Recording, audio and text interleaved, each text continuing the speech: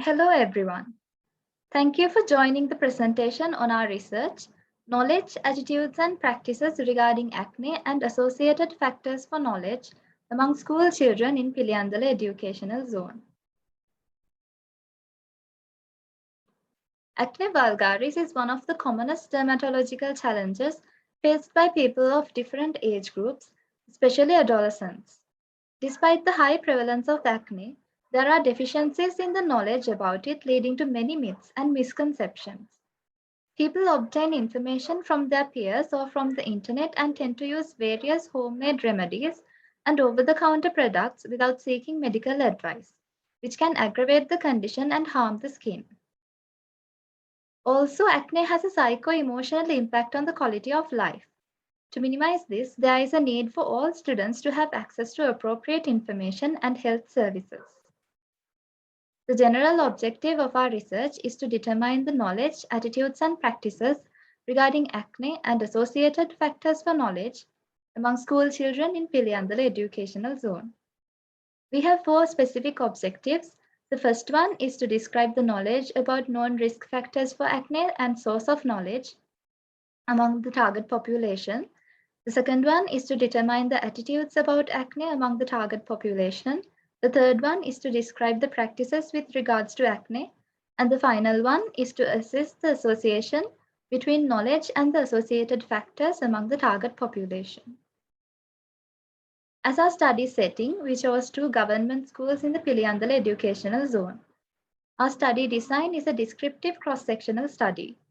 Our study population is school children between 16 to 19 years in two schools from the Piliyandala Educational Zone. Calculated sample size was 384, and with the inclusion of non-respondents, the final sample size was 422.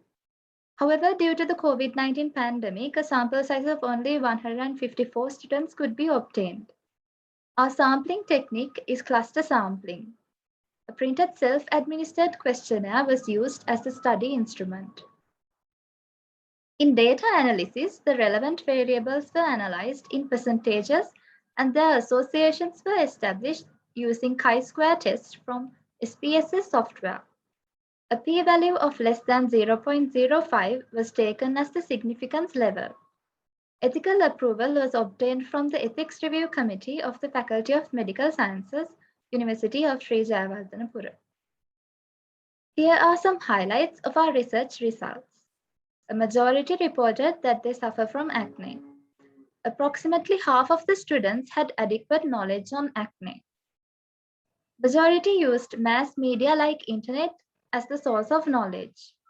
Only 19.2% have taken treatment from a medical officer. A majority have believed that acne reduces their self-image. With regards to association between knowledge and gender, majority of females had good knowledge, while only 32% of males had good knowledge. This difference was statistically significant. Regarding knowledge on the causative factor, majority of students think that the skin type is the causative factor for acne, not hormones. Let's move on to the discussion. Under socio-demographic factors, it was noted that almost 75% of the study population were females. This was due to the study setting consisting of an all-girls school and a mixed school. Majority were in the age group of 16 to 17 years. Regarding risk factors for acne, majority had a good knowledge level. High prevalence of acne among our study participants, as they are between the ages 16 to 19 years, might have contributed to the higher knowledge scores. Majority has taken skin type as the causative factor. Only 14% had been aware of the correct causative factor, which is hormones. Out of all the aggravating factors for acne, only oily food has been chosen by the majority. This is similar to a study done in Indian youths. The near resemblance between the culture and socio-economic status in the two settings might have contributed to this. About the attitude shown by students towards acne. The highest negative impact has been on self-image. This finding is consistent with other literature. 1% has reported suicidal thoughts. In contrast, in a study in India among 247 students, the suicidal tendency due to acne was a slightly higher value of 3.6%. On practices among school children regarding acne, majority does not consider taking treatments as necessary. This is consistent with other literature findings. Majority of students used soap on their face for hygiene, but in a study in Italy, 70% had used a specific anti-acne cleanser. In our study, only 3% had used cleanser. The difference may be due to contrast in the two study settings. Regarding associated factors for knowledge on acne, females had more knowledge than males, and it was statistically significant. This was in accordance with most of the other international studies. Also, our study showed that students whose family members suffered from acne had better knowledge than those whose family members didn't suffer from acne, and it was statistically significant. In conclusion, we can say that acne is a significant problem among adolescents, specifically between 16 to 19-year age group.